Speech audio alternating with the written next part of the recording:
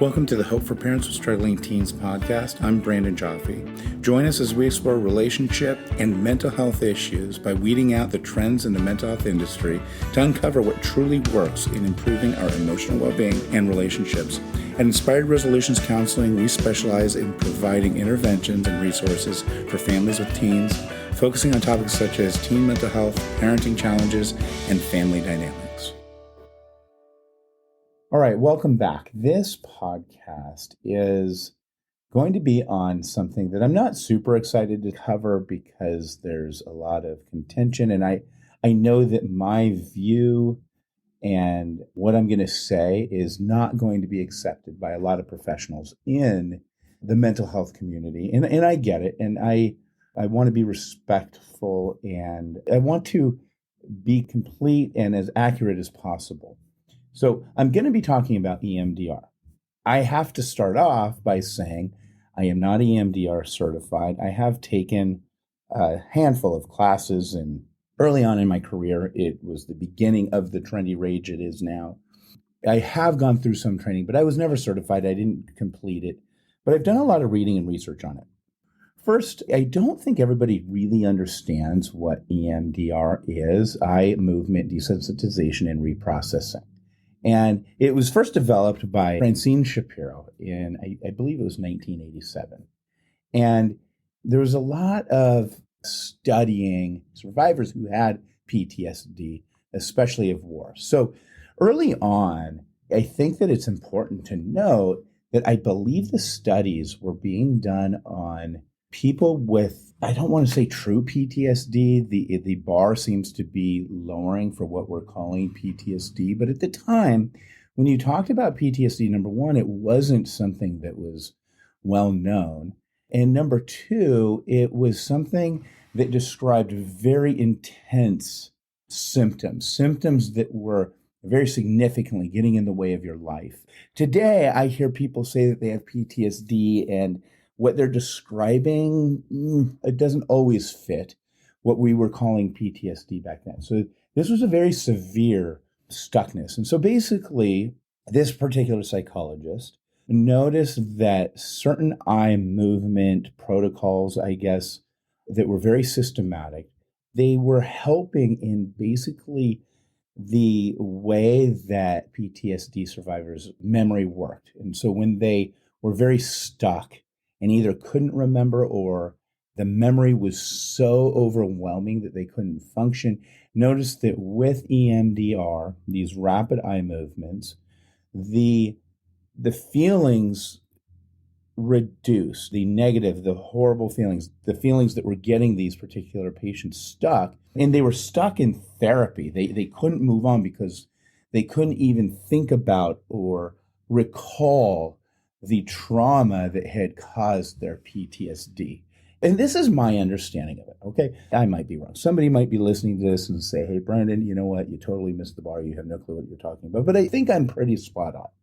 The first studies that were published back in the late 80s, they were really focused on veterans of war and, I believe, sexual assault victims.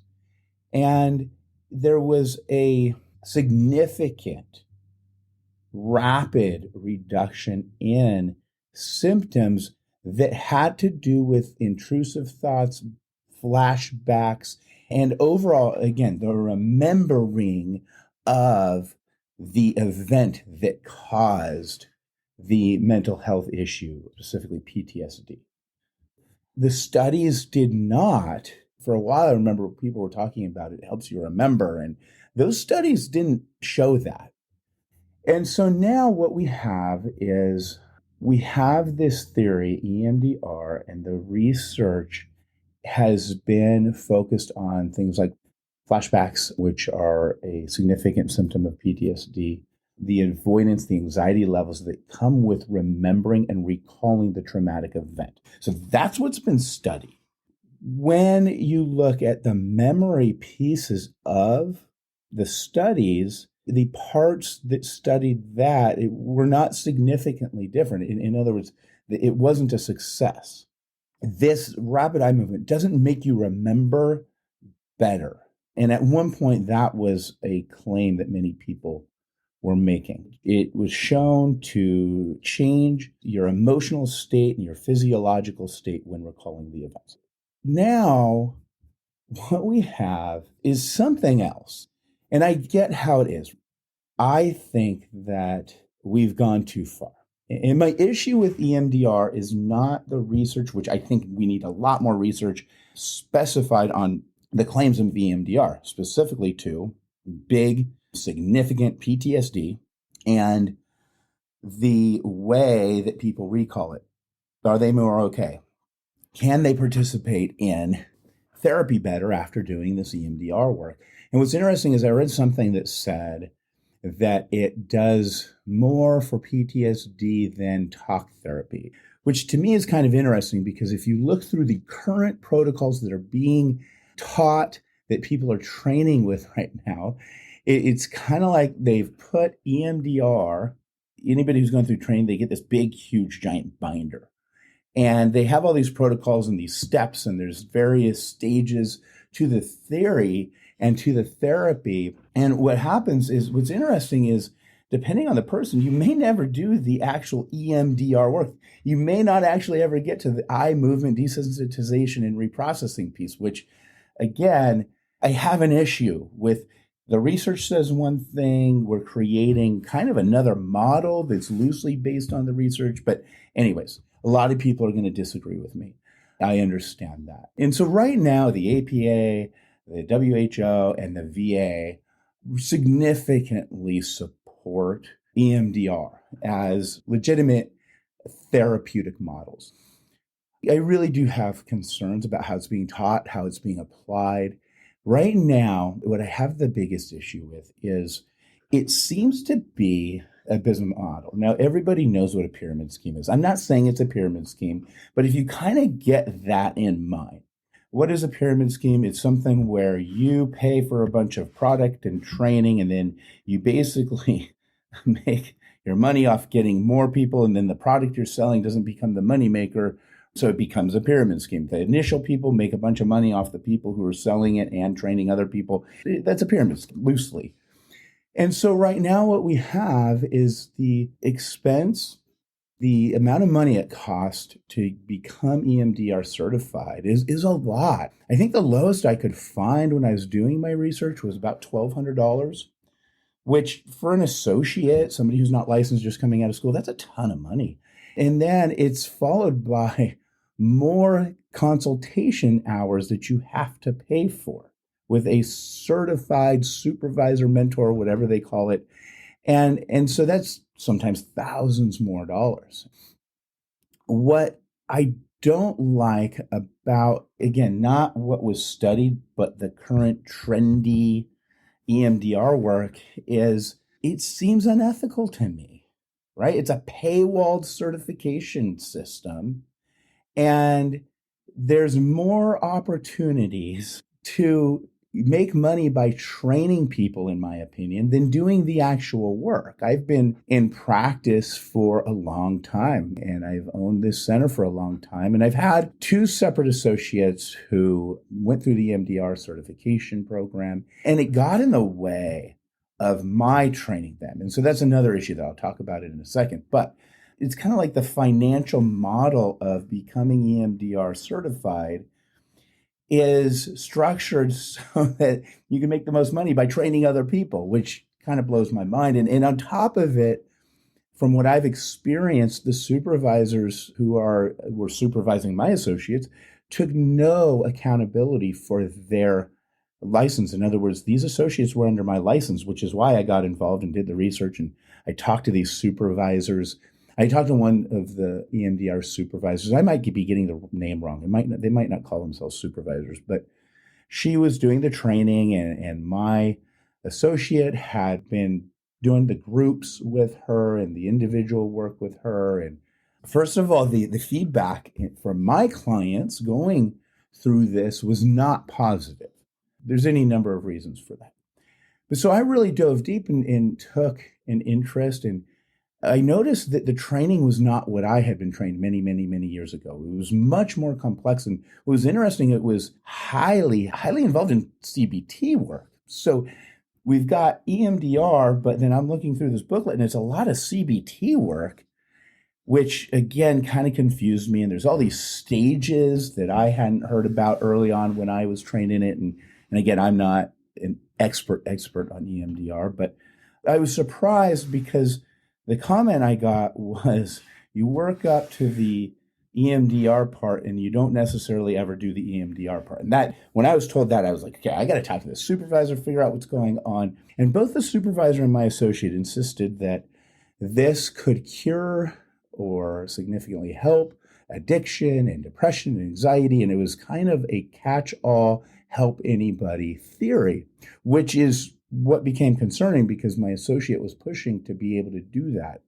And I want my associates to learn the basics first.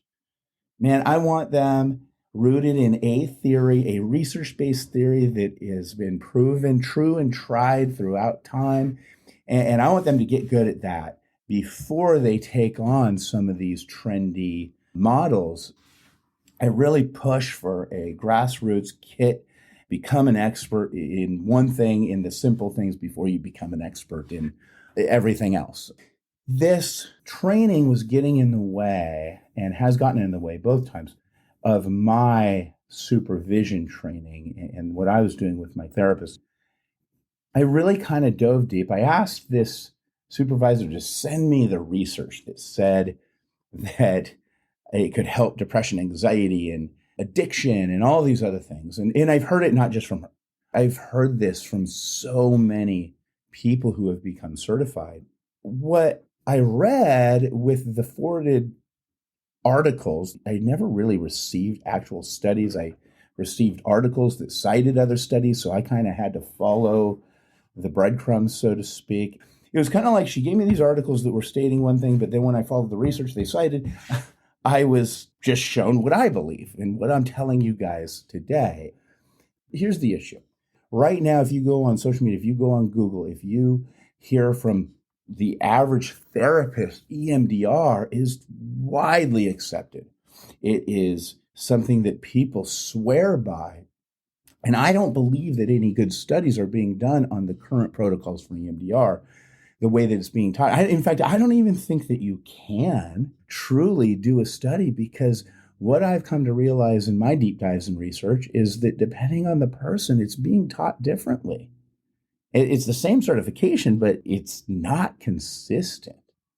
Some of my concerns for especially associates who are in training, who need a good foundation for providing therapy, is I think that sometimes it gets in the way of their core clinical skills. And I think that this model, that there could be something to this model on a grander scope, but the research isn't there. It's not saying that. And so if you go based off the report of therapists who have paid thousands of dollars, of course they're going to say, hey, yeah, this is good. But I don't know. I question a system where the trainers aren't even willing to take on ownership in terms of their licenses. I have an issue with the financial pressure. Look, associates don't make much. They make nothing. And this EMDR training is significant. It is a large investment. And so if I invest in something, you got to pay to play. You got to pay up front. So once I've invested in something, I've already made my mind up that it works. And then if down the road I don't think it works, I'm going to be likely to keep saying, nope, it works. It works. I've invested my time, my money. What I've seen is that for some therapists, there's a pressure because of the financial investment to just fit clients into the model instead of letting the model kind of speak for itself. And I don't know this, I'm making this up, this is my opinion, but I believe that this model has become huge as kind of a business model, a way to make money, not because of the research and it being a widespread model that is better than others for treating people. And I believe that that probably happened because there are only so many clients who have true PTSD. So you would have to have PTSD. And then on top of that, you'd have to be in a place where you're completely stuck. I think that EMDR is fascinating. And I think that it's kind of mind-blowing, the way that our brain works. And I think that there's something to the initial research. However, I don't think that it's a model or a psychological phenomenon that warrants so many therapists learning. I don't think that there are enough clients. So I think that it almost causes premature specialization for people who are early in their career and clinicians. And I'm going to be honest, look, you go to the certification, it's just pretty much anybody could. I hate saying this. I don't want to minimize it, but it isn't hard to learn. You look through the protocols and you look through this giant binder, and it almost turns it into coaching. And I remember one of the frustrating things was the associates who took the training were highly dependent on this notebook that they had been given. And I think that their perspective on their clients became too narrow. And then again, because of the financial pressures and the investment, I do think that clinically it makes early on clinicians too inflexible. It makes it so they aren't as likely to meet clients where they're at because, again, in addition to the initial training and schooling that they've got, now there's this self-perpetuated pressure to fit people into this EMDR protocol. You've got a theory with protocols that are not consistent. You've got the research that isn't supporting it, but then people are just kind of taking pieces of the research and jamming it all together. And that's frustrating. It's frustrating as a clinician. EMDR is a real thing. It's not a scam. It's worked and helped many people. But we need to take more responsibility as therapists to follow the research, to do good clinical work, to have the basics down pat like the back of our hand. At the end of the day, if we just keep jumping on the bandwagon of the current trends and things that are easy to do, what therapy is going to become kind of like life coaching, where anybody who thinks they're living a good life can do it, instead of it being something both science and an art, like a doctor, where you have to put the time, the effort, the energy, the emotional investment into becoming good and helpful for clients.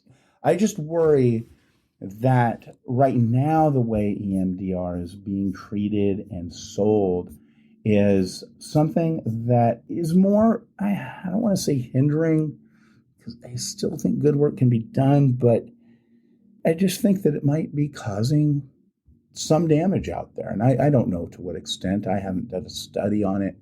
But I do know that there are certain research guidelines. There should be just some ethical principles to creating a model and then teaching it to new clinicians especially.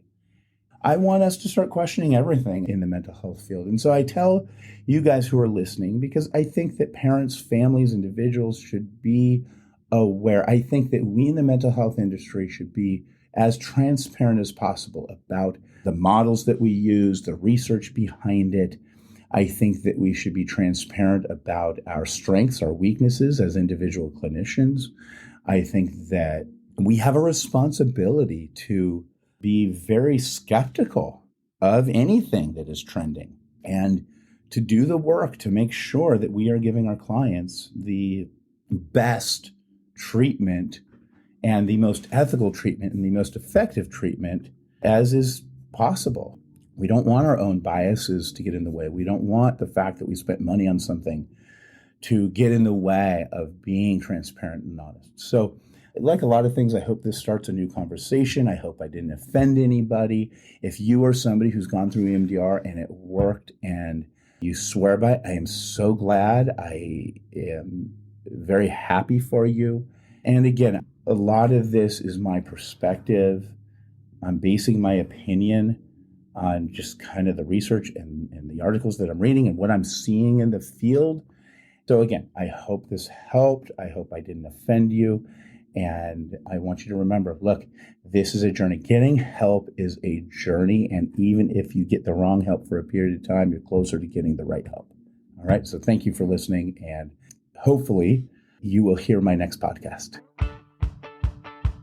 The Hope for Parents with Struggling Teens podcast is an Inspired Resolutions production, hosted by Brandon Jaffe. Edited and mixed by Natalie Atkinson. Music by Natalie and Sean Atkinson. Inspired Resolutions Counseling is based in Yorba Linda, California. Whether you're interested in joining our group, seeking therapy services, or exploring more of our resources, you can find us on our website, Instagram, Facebook, or YouTube at Inspired Resolutions Counseling.